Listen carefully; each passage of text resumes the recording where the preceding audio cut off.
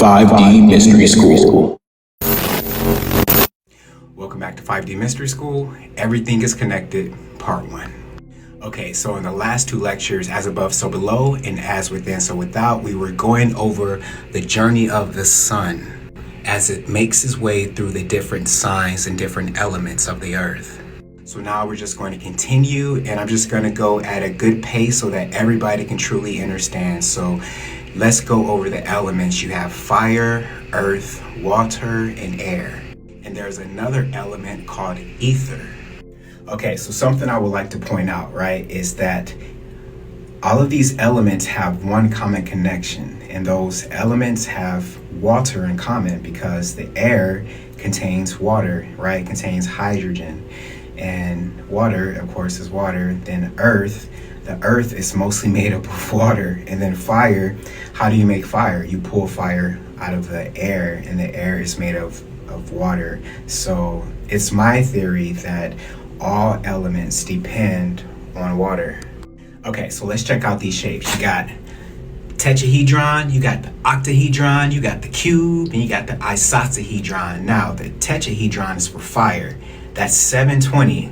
That's my birthday, July 20th. Okay. Then you got the octahedron, that's air, 1440. Then you got the cube, that's earth, that's 2160. And then you have the icosahedron, that's water, and that's 3600. Now, as you can see, all of these elements equal 9. 720, 9. 1440, 9. 2160, 9. 3600, 9. And then you have the dodecahedron, which is ether, and that's 6480, and that's 9. I'm going to be doing a lot of back and forth. Please stay with me. So we know in another lecture I spoke of the 9 realms of heaven, right? It took 9 days for a anvil to fall from the heavens to earth, right? A woman is pregnant for 9 months. You can pause to read. 9 is the central number in the ancient Celtic tradition. So in Norse mythology, Odin ruled over 9 worlds, and he had a test to win the secrets of wisdom for mankind, and he had to hang on to this tree for 9 days. I mean, and just going through the different stories, you can see how 9 has a heavy influence in all ancient and modern cultures throughout the world. As you can see in astrology, Mars vibrates to the frequency of 9. The 9th sign of the zodiac is Sagittarius, where the sun sails from November 22nd to December 21st. In the tarot deck, the number 9 is the hermit. Of course, hermit is derived from Hermeticism. Hinduism, 9 is the number of Brahma. Troy was under siege for 9 years. Everything is connected, part 2. Okay, so we went over ley lines, and in particular, we went over the 33rd degree parallel, north and south. You see, the 33rd degree parallel runs through some very ancient sites and cities where you have false flags that happen. It runs through like Atlanta, it runs through California, Los Angeles, Dallas, and throughout this line you have a lot of ley line activations that happen. Now the 33rd degree is special because you have the number 3, then you have 3 plus 3 is 6, then 3 times 3 is 9, giving you 369. And if you look at the lines here, 144 to 144, you got 175 to, if you just look at like 72 to 72, you'll start to see 9 throughout this pattern as well. So a lot of these ley lines have to do with the number 9. And with the elusive controllers, they like the number 8. So you'll often see ancient sites on the ley line 42 as well. And on the parallel 42, you have the Great Wall of China. Now, I want you to take note of the shape here. It looks like sacred geometry that we just went over, right?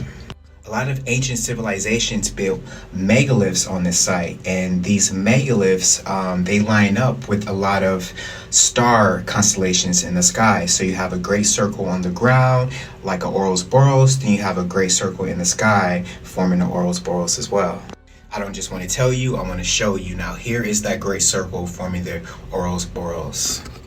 Now ancient civilizations used to line up this great circle like different megaliths on this great circle, and they used to map out where the constellations were in the sky. And when those constellations were to hit a certain point, then they were recorded, because like a flood would happen, or maybe these visitors will come down from the sky. So you can take like the icosahedron, or you can take Metatron's cube, and you can put it over different ley lines, and that would give you these heightened energetic points throughout the earth. Let me make a quick break over to this NASA article so you can see what they're saying. Hidden portals in Earth's magnetic field, right? A favorite theme of science fiction is the portal, an extraordinary opening in space or time that connects travelers to different realms. We call them X points or electron diffusion regions, explains plasma physicist Jack Scooter of the University of Iowa. There are places where the magnetic field on Earth connects to the magnetic field of the sun, creating an uninterrupted path leading from our own planet to the sun's atmosphere 93 million miles away. But y'all know, the sun is not 93 million miles away, it's under the firmament. Welcome back to 5D Mystery School. Everything is connected, part 3. Okay, so some hotspots are the Great Lakes Triangle. You have the Bermuda Triangle. In some areas, they might call this the Devil's Triangle. You have the Alaskan Triangle. You have this triangle in Las Vegas next to Area 51. Not too far from here, you have Grand Canyon, just to name a few. So as I mentioned before, there has been ships, planes, and people that went missing at the Great Lakes. And of course, you have planes, people, and ships that went missing at the Bermuda Triangle. And all of these locations, you have some weird instances of people just vanishing into thin air that's happening. Now, what's going on at these spots? These are energetic hotspots where you have ley line intersections. And when you have these ley line intersections, you're able to go into another parallel universe, because our universe that we occupy right now is separated by radio frequencies from these other different realities. So you have you in this reality, and you also have you in another reality, and the consciousness is what activates this body. You have the soul that's in the driver's seat, but the soul is driving the consciousness, and you can have your soul occupying several different consciousness bodies at once. And the way you move through this reality is through your Merkaba, your human light body, because you have your electromagnetic fields above and below. So you have this, you can see you have the triangle that's being casted from above, then you have the energy, the triangle that's being casted from below. And your body actually emits light, right? And if you emit backwards, it's time. So you like have your light body moving through this force as we call time, but it's really an electromagnetic force that we know as time. But you have your body moving through this electromagnetic field, through this Merkaba, right? Through your human light body. And since your body is composed of photons, you are literally light. And your Merkaba, it spins like a toroidal field. So coming from the bottom, you have the Earth tetrahedron, and coming from the top, you have the Sun tetrahedron.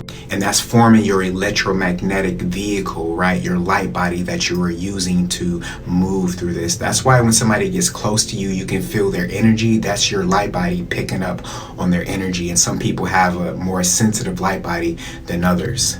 So this means they are more sensitive to picking up other people's energy and frequencies than others. And so as you move with your light body, you not only have your chakras right here, your 7 that you know of, but you have your universal chakra, you have your chakra at the very bottom that touches the electromagnetic field as well. Everything's connected, part 4. All right, so everything in your external world is ran by numbers.